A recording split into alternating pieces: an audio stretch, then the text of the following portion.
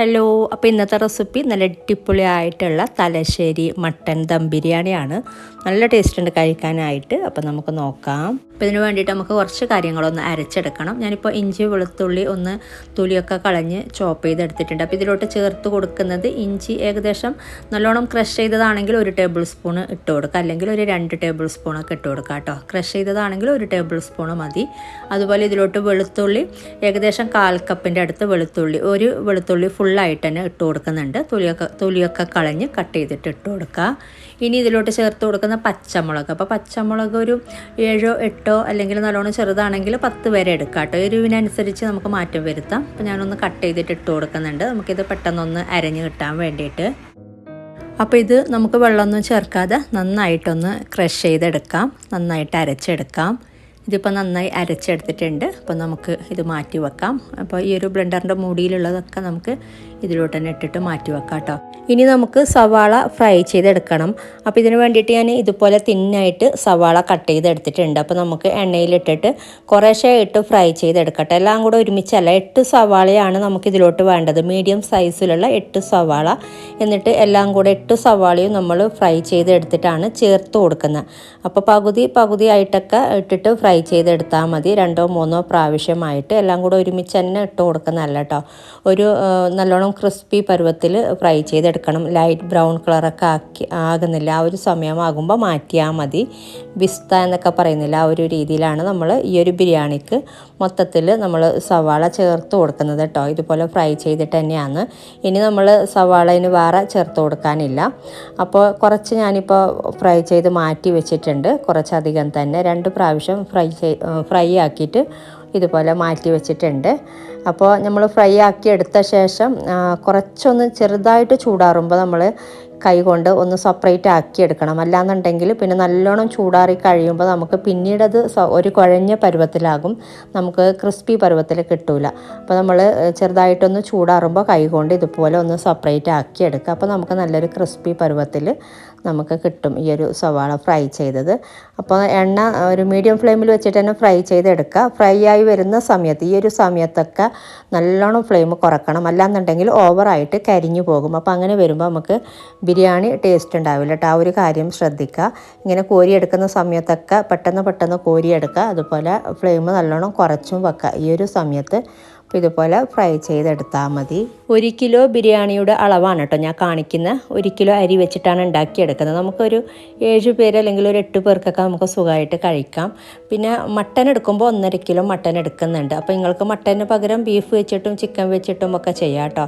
ഇപ്പം ഞാൻ കുറച്ച് ഇതിൽ നിന്നും സവാള നമ്മൾ ഫ്രൈ ചെയ്തതിൽ നിന്നും മാറ്റി വെച്ചിട്ടുണ്ട്. പിന്നീട് നമുക്ക് ലെയറിലോട്ട് ഇട്ട് കൊടുക്കാനാണ് ഡെക്കറേറ്റ് ചെയ്യുന്ന സമയത്ത്, ദമ്മിടുന്ന സമയത്ത്.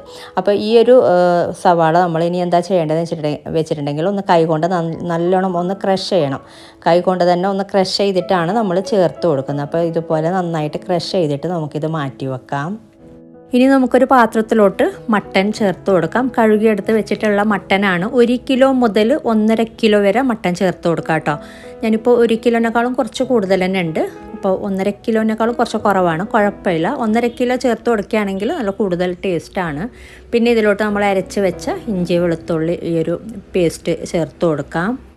ഇനി നമ്മൾ വഴറ്റിയെടുക്കുന്ന പരിപാടിയൊന്നുമില്ല കേട്ടോ. എല്ലാം മൊത്തത്തിൽ ഇതിലോട്ട് ഇട്ട് കൊടുക്കുകയാണ് ചെയ്യുന്നത്. അപ്പോൾ തക്കാളി 4 മീഡിയം സൈസിലുള്ള തക്കാളി ചേർത്ത് കൊടുത്തിട്ടുണ്ട്, ചെറുതായിട്ട് അരിഞ്ഞത്. അതുപോലെ മല്ലിയില അരിഞ്ഞത് 3/4 കപ്പോളം മല്ലിയില അരിഞ്ഞത് ചേർത്ത് കൊടുക്കുന്നുണ്ട്. പിന്നെ ഏകദേശം 1/2 കപ്പോളം പുതിനയില അരിഞ്ഞതും കൂടെ ചേർത്ത് കൊടുക്കുന്നുണ്ട്. 1/2 കപ്പ് പുതിനയും ഒരു 3/4 കപ്പ് മല്ലിയില അരിഞ്ഞതും ചേർത്ത് കൊടുത്താൽ മതി. പിന്നെ വേണ്ടത് ഇതിലോട്ട് നമ്മൾ നേരത്തെ ഫ്രൈ ചെയ്ത് ക്രഷ് ചെയ്ത് വെച്ചിട്ടുള്ള ഈ ഒരു സവാള ചേർത്ത് കൊടുക്കാം. ഈ ഒരു പിസ്ത പരുവത്തിൽ ചെയ്തിട്ടുള്ള സവാള മൊത്തത്തിൽ ഇതുപോലെ ചേർത്ത് കൊടുക്കുകയാണ് ചെയ്യുന്നത്. നമ്മൾ ഡെക്കറേറ്റ് ചെയ്യാൻ വേണ്ടിയിട്ട് മാത്രം കുറച്ച് മാറ്റി വെച്ചിട്ടുണ്ട്. ഇനി ഇതിലോട്ട് garam masala powder 2 teaspoon garam masala powder ചേർത്ത് കൊടുക്കുന്നുണ്ട്. ഇനി വേണ്ടത് 1/2 ടീസ്പൂണ് കുരുമുളക് പൊടി ചേർത്ത് കൊടുക്കുന്നുണ്ട്. അതുപോലെ 1/2 ടീസ്പൂണ് മഞ്ഞൾപ്പൊടി, പിന്നെ പാകത്തിനുള്ള ഉപ്പ് ചേർത്ത് കൊടുക്കുക. ഇനി വേണ്ടത് ഇതിലോട്ട് നാരങ്ങ പിഴിഞ്ഞത്, ഒരു ചെറിയൊരു മീഡിയം സൈസിലുള്ള ഒരു നാരങ്ങ പിഴിഞ്ഞത് ഫുള്ളായിട്ട് തന്നെ ചേർത്ത് കൊടുത്തിട്ടുണ്ട്. പിന്നെ തൈര് ചേർത്ത് കൊടുക്കാം. 1/2 കപ്പ് തൈരാണ് കേട്ടോ ചേർത്ത് കൊടുത്തിട്ടുള്ളത്. ഇനി ഇതിലോട്ട് 1 2 ടീസ്പൂണ് നെയ്യ് ചേർത്ത് കൊടുക്കുന്നുണ്ട്. എന്നിട്ട് നമുക്കിതെല്ലാം കൂടെ നന്നായിട്ടൊന്ന് മിക്സ് ചെയ്തെടുക്കുക. നമ്മളിത് നന്നായി മിക്സ് ചെയ്തെടുത്തിട്ട് നമ്മൾ വേവിച്ചെടുക്കുകയാണ് കേട്ടോ ചെയ്യുന്നത്. ഇതിപ്പോൾ ഞാൻ നന്നായി മിക്സ് ചെയ്തെടുത്തിട്ടുണ്ട്. ഇനി നമുക്കിത് അടുപ്പിലോട്ട് മാറ്റാം. അപ്പോൾ നമ്മൾ അടുപ്പിലോട്ട് മാറ്റിയ ശേഷം ആദ്യം ഇതുപോലെ ഏകദേശം ഒരു 5 മിനിറ്റിൻ്റെ അടുത്ത് ഇതുപോലെ ഒന്ന് ഇളക്കി കൊടുക്കുക കേട്ടോ. ഒരു 3 മിനിറ്റൊക്കെ എന്തായാലും ഇതുപോലെ ഒന്ന് ഇളക്കി കൊടുക്കുക. എന്നിട്ട് ഒരു മീഡിയം ഫ്ലെയിമിൽ വെച്ചാൽ മതി. എന്നിട്ട് നമുക്ക് ഇതിലോട്ട് ഒരു ഇച്ചിരി വെള്ളം ചേർത്തിട്ട് ഇതിൽ തന്നെയാണ് കേട്ടോ വേവിച്ചെടുക്കുന്നത്. നിങ്ങൾക്ക് വലിയ പാത്രം വേണമെങ്കിൽ വലിയ പാത്രത്തിൽ ചെയ്യാം. ഞാൻ 2 പാത്രത്തിലായിട്ട് പിന്നീട് ദം ചെയ്തെടുക്കുന്നുണ്ട്. പിന്നെ പ്രഷർ കുക്കറിൽ വേണമെങ്കിലും ചെയ്യാം കേട്ടോ. മട്ടൻ്റെ വേവ് അനുസരിച്ച് പ്രഷർ കുക്കറിൽ വേവിച്ചെടുത്താൽ മതി. അതുപോലെ പ്രഷർ കുക്കറിൽ വേവിച്ചെടുക്കുമ്പോൾ ഒരുപാട് വെള്ളം ചേർക്കരുത്. ഇത് നമ്മൾ ഇതുപോലെ ഇനിയിപ്പോൾ ഇച്ചിരി വെള്ളം ചേർക്കുന്നുണ്ട്. എന്നിട്ട് വേവിച്ചെടുത്തിട്ട് ഒരു പകുതി വേവാകുമ്പോൾ ഒരു കാര്യം കൂടെ ചേർത്ത് കൊടുക്കാനുണ്ട്. അപ്പോൾ ഇതിപ്പോൾ ഇത്രയും മതി. ഇതിലോട്ട് നമുക്ക് വെള്ളം ചേർത്ത് കൊടുക്കാം. ഏകദേശം വേവാനുള്ള വെള്ളം ചേർത്ത് കൊടുത്താൽ മതി. ഇടയ്ക്കിടയ്ക്ക് ഇളക്കി കൊടുത്തിട്ട് വേണം വേവിച്ചെടുക്കാനായിട്ട്. മൂടി വെച്ചിട്ട് വേവിച്ചെടുക്കുക. ഒരുപാട് വെള്ളം ചേർക്കരുത് കേട്ടോ. ഈ ഒരു മട്ടനിന്ന് വെള്ളം ഇറങ്ങി വരും. പ്രഷർ കുക്കറിൽ ചെയ്യുമ്പോഴും വെള്ളം കൂടുതൽ ചേർക്കാതെ നോക്കണം. ഇനി നമുക്കിത് വേവിച്ചെടുക്കാം മൂടി വെച്ചിട്ട്. ഇപ്പോൾ ഇത് ഏകദേശം ഒരു 1/4 വേവ് എന്ന രീതിയിൽ വെന്തിട്ടുണ്ട്. ഞാൻ ഇടയ്ക്കിടയ്ക്ക് ഇളക്കി കൊടുക്കുന്നുണ്ട് അതിന്. അപ്പോൾ കംപ്ലീറ്റ് വേഗം നിൽക്കണ്ട. ഒരു 1/4 ഭാഗം വേകുമ്പോൾ അല്ലെങ്കിൽ ഒരു പകുതി വേവാകുമ്പോൾ നമുക്കിതിലോട്ട് തേങ്ങാപ്പാൽ ചേർത്ത് കൊടുത്താൽ മതി. അപ്പോൾ കുക്കറിലാണെങ്കിലും നിങ്ങൾ ഇടയ്ക്ക് തുറന്നിട്ട് തേങ്ങാപ്പാൽ ചേർത്തിട്ട് പിന്നെ ഇതുപോലെ ഒന്ന് കുക്കറിൻ്റെ മൂടി തുറന്നിട്ട് തന്നെ വേവിച്ചെടുത്താൽ മതി കേട്ടോ. അപ്പോൾ 1 കപ്പ് തേങ്ങാപ്പാലാണ് ചേർത്ത് കൊടുക്കുന്നത്. കുറച്ച് തിക്കായിട്ടുള്ള 1-ാം പാൽ തന്നെയാണ് ചേർത്ത് കൊടുക്കുന്നത്. ഇനി നമ്മൾ വീണ്ടും മൂടി വെച്ചിട്ട് വേവിച്ചെടുക്കാം. അപ്പോൾ ഇത് വേവിച്ചെടുത്തിട്ടുണ്ട്. നല്ല പാകത്തിന് മട്ടൻ വെന്തിട്ടുണ്ട്. അതുപോലെ മസാല നല്ല തിക്കായിട്ട് കിട്ടിയിട്ടുമുണ്ട്. അപ്പോൾ ഈ ഒരു രീതിയിലാണ് വേണ്ടത്. മസാല നല്ല തിക്കായിട്ട് വേണം നമ്മൾ ഇത് ഉണ്ടാക്കിയെടുക്കാനായിട്ട്. അതുപോലെ മട്ടന് നല്ല പാകത്തിന് വെന്ത് കിട്ടുകയും വേണം.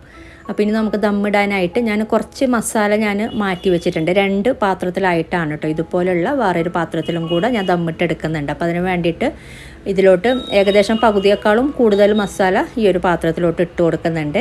ചോറ് ഞാൻ ഓൾറെഡി വേവിച്ചെടുത്തിട്ടുണ്ട്. ചെറിയ അരിയാണ് ഏറ്റവും നല്ലത്. തനിമ അങ്ങനെയുള്ള നെയ്ച്ചോറൊക്കെ ഉണ്ടാക്കിയെടുക്കുന്ന ചെറിയ അരി ഉണ്ടല്ലോ ബിരിയാണീൻ്റെ, ആ ഒരു അരിയാണ് ഏറ്റവും നല്ലത്. ഞാനിപ്പോൾ തൽക്കാലം ബാസ്മതി റൈസ് തന്നെയാണ് ഇതിലോട്ടും ചേർത്ത് കൊടുക്കുന്നത്. 1 കിലോ റൈസാണ്, 5 കപ്പ് റൈസാണ് കേട്ടോ വേണ്ടത്. ഇനി നമുക്കിതിലോട്ട് വേവിച്ച് വെച്ചിട്ടുള്ള ഈ ഒരു ചോറ് ചേർത്ത് കൊടുക്കാം. ഇതും നമ്മൾ ഏതാണെങ്കിലും നമ്മൾ ബിരിയാണിയൊക്കെ ഉണ്ടാക്കുമ്പോൾ 1/4 വേവ് എന്ന രീതിയിൽ വേവിച്ചെടുത്താൽ മതി. അല്ലെങ്കിൽ നമ്മൾ ദമ്മിട്ട് കൊടുക്കുമ്പോൾ ഒന്നും കൂടെ വെന്ത് കുഴഞ്ഞ് വരും. അപ്പോൾ അതിന് വേണ്ടിയിട്ട് 1/4 വേവ് എന്ന രീതിയിൽ വേവിച്ചെടുക്കുക. വാർത്തെടുക്കുകയാണ് കേട്ടോ. ഇതും ഞാൻ വാർത്തിട്ട് തന്നെയാണ് ചെയ്യുന്നത്, ഊറ്റിയെടുത്തിട്ട് തന്നെയാണ്, അല്ലാതെ വറ്റിച്ചെടുത്തിട്ടുള്ള ചോറല്ല. ഇനി ഇതിലോട്ട് നമ്മൾ കുറച്ച് മല്ലിയില അരിഞ്ഞത് അതുപോലെ പുതിനയില അരിഞ്ഞതും കൂടെ കുറച്ച് ഇട്ട് കൊടുക്കുന്നുണ്ട്. ഇനി നമ്മൾ ഇതിലോട്ട് ചേർത്ത് കൊടുക്കുന്നത് ഇതിപ്പോൾ പുതിന അതുപോലെ മല്ലിയില അരിഞ്ഞത് രണ്ടും കൂടെ ഞാൻ കുറേശ്ശെ ഇട്ട് കൊടുത്തിട്ടുണ്ട്. ഇനി ചേർത്ത് കൊടുക്കുന്നത് നമ്മൾ ഫ്രൈ ചെയ്ത് വെച്ച സവാള കുറേശ്ശെ ഇട്ട് കൊടുക്കാം. പിന്നെ നിങ്ങൾക്കിത് ക്ലിയർ ആവുന്നില്ല എന്നുണ്ടെങ്കിൽ ഇതിനേക്കാളും ഡീറ്റെയിൽ ആയിട്ട് ചെയ്ത റെസിപ്പി മുമ്പ് ചെയ്തതിൻ്റെ ലിങ്ക് ഡിസ്ക്രിപ്ഷനിൽ കൊടുക്കാം. അതുപോലെ ഒരു കൂട്ടം ബിരിയാണി ഞാൻ മുമ്പ് ഒരുപാട് ബിരിയാണി ചെയ്തിട്ടുണ്ട്, ഒറ്റ വീഡിയോയിലും ഒരുപാട് ബിരിയാണി ആയിട്ടൊക്കെ ചെയ്തിട്ടുണ്ട്. അപ്പോൾ വേണമെങ്കിൽ അത് ഞാൻ ഡിസ്ക്രിപ്ഷനിൽ കൊടുക്കുന്നുണ്ട് കേട്ടോ. ഇനി നമ്മൾ ഇതിലോട്ട് ഒരിച്ചിരി ഗരം മസാല ഒരു നുള്ളു മതി ഇങ്ങനെ സ്പ്രെഡ് ചെയ്ത് വിതറി കൊടുക്കുന്നുണ്ട്. ഇനി യെല്ലോ ഫുഡ് കളർ അല്ലെങ്കിൽ മഞ്ഞൾപ്പൊടി ഒരിച്ചിരി പാലിൽ മിക്സ് ചെയ്തത് ഇങ്ങനെ കുറേശ്ശെയായിട്ട് തൂകി കൊടുക്കാം. ഇനി വേണ്ടത് അവസാനമായിട്ട് നെയ്യ് ചേർത്ത് കൊടുക്കുന്നുണ്ട്. 1-2 ടീസ്പൂൺ നെയ്യ് മുകളിലോട്ട് ഇട്ട് കൊടുത്തിട്ട് ഇനി വീണ്ടും ഇതിൻ്റെ മുകളിൽ നമ്മൾ റൈസ് തന്നെയാണ് ഇട്ട് കൊടുക്കുന്നത്.